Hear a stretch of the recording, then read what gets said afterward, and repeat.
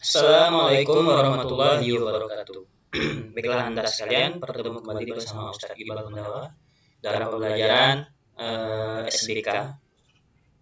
Baiklah, pada materi kali ini kita akan masuk ke materi seni lukis untuk kelas 9. Oke Anda sekalian, sebelum kita mulai pembelajaran, Ustadz harap antum sekalian dapat memperhatikan video pembelajaran ini dengan seksama, kemudian menyiapkan buku catatan manakala ada poin-poin dan hal-hal penting lainnya yang dapat antum catat. Seperti itu.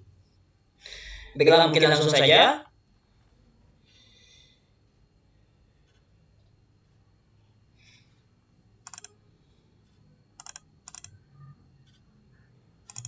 Oke. Tentunya pada pembelajaran kali ini merupakan materi lanjutan dari materi minggu kemarin, yaitu masih tentang seni lukis. Oke, langsung saja ke materinya. Nah, ini yaitu teknik berkarya seni lukis. Pada materi teknik berkarya seni lukis itu ada terdapat 3 poin. Yang pertama adalah poin A, memunculkan gagasan. Pada memunculkan gagasan, sebenarnya teori ini merupakan pengalaman para pelukis terkenal dan terkemuka dunia. Beginilah mereka cara mencari ide-ide dalam berkarya seni lukis. Yang jelas, pada metode mencari ide, memang pikiran, pengalaman, serta aktivitas antum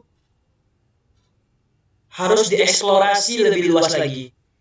Tidak bisa kita mencari ide hanya berduduk dan berleha-leha di rumah saja. Tetapi harus mau bergerak. Pergi keluar untuk melihat keramaian pasar. Kemudian kalau ide tersebut belum muncul, boleh lakukan hal-hal yang lainnya. Seperti pergi ke tempat pemandangan alam dan lain sebagainya.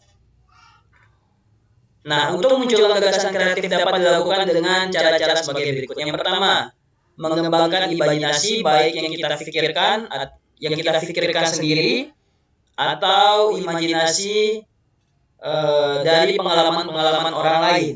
Nah, ini dapat menjadi suatu ide dalam berkarya seni lukis.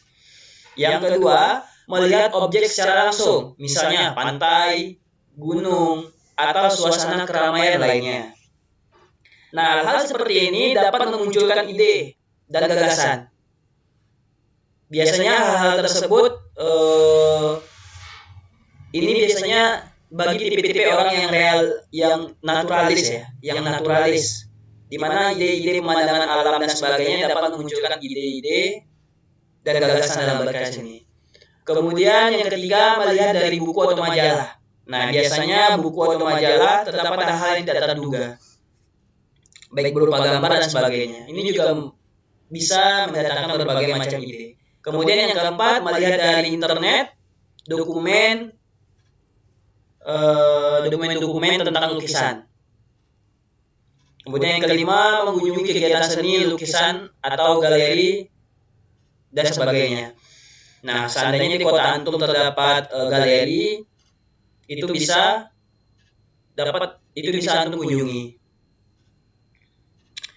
Kemudian Anda sekalian, tentunya ide tersebut diolah kembali menjadi sebuah sketsa yang menarik sehingga apa yang kita maksud dan kita rasakan tersampaikan pada tujuannya.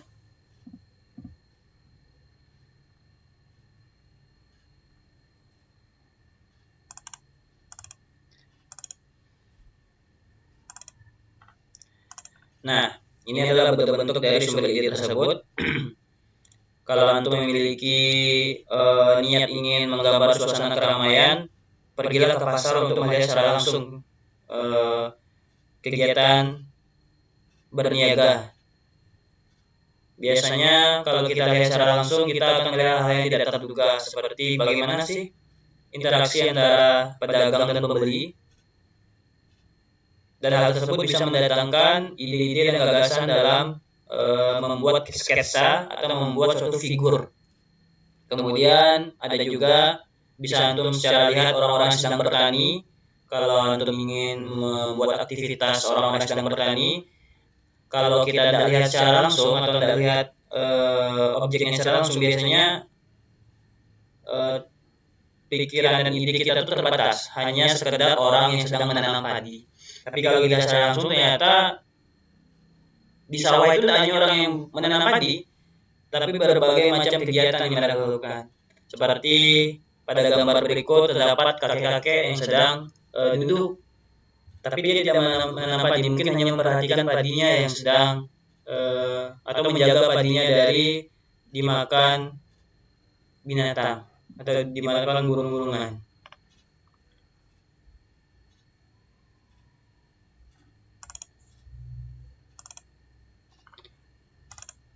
Dan yang B, media berkarya atau bahan dan alat.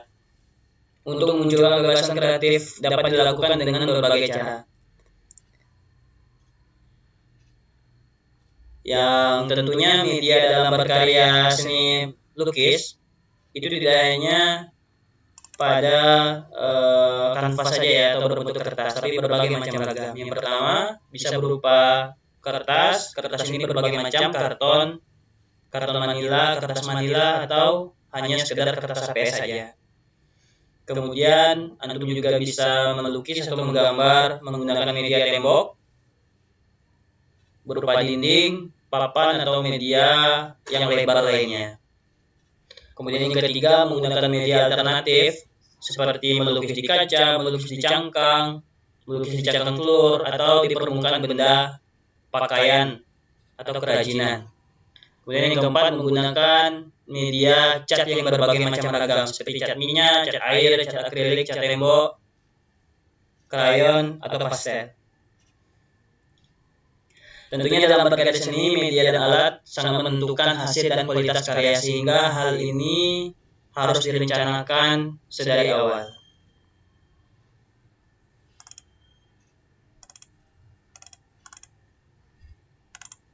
Nah ini ya, contohnya ketika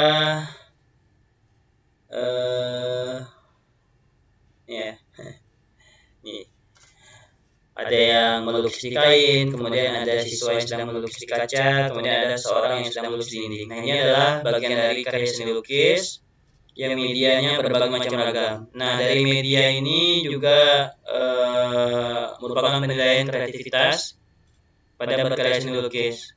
Kemudian dari berbagai macam media ini juga akan menumbuhkan berbagai macam ide-ide baru dan teknik-teknik baru dalam berkarya seni lukis. Makanya dalam berkarya seni lukis, antum tidak harus mengekang pemikiran antum bahwasanya melukis dan menggambar itu harus di kertas, tapi berbagai macam media bisa dimanfaatkan.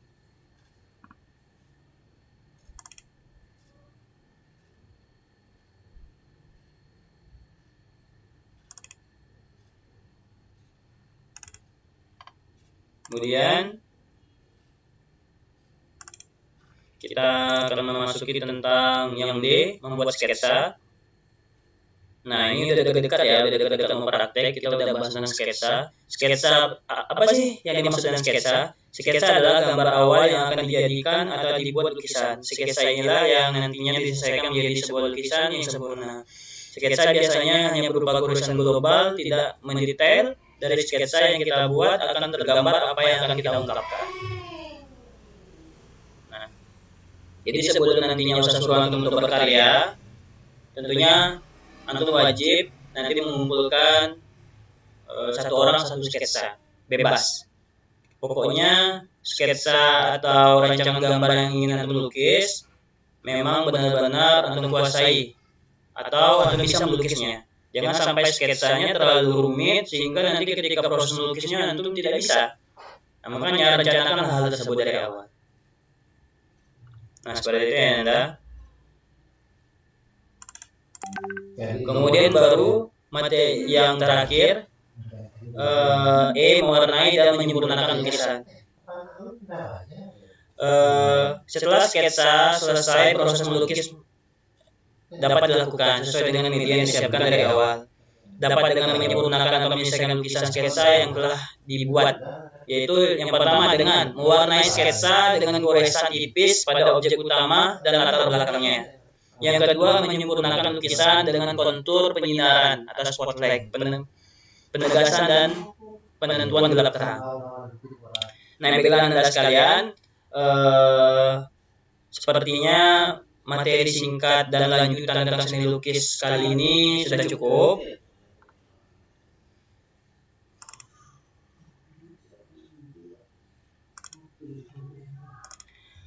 Berikutnya, Ustadz akan memberikan penugasan pada antum, insya Allah untuk persiapan minggu depan. Nanti penugasan akan dikirim di classroom. Oke, saya akhiri dengan billahi taufiq hidayah. Assalamualaikum warahmatullahi wabarakatuh.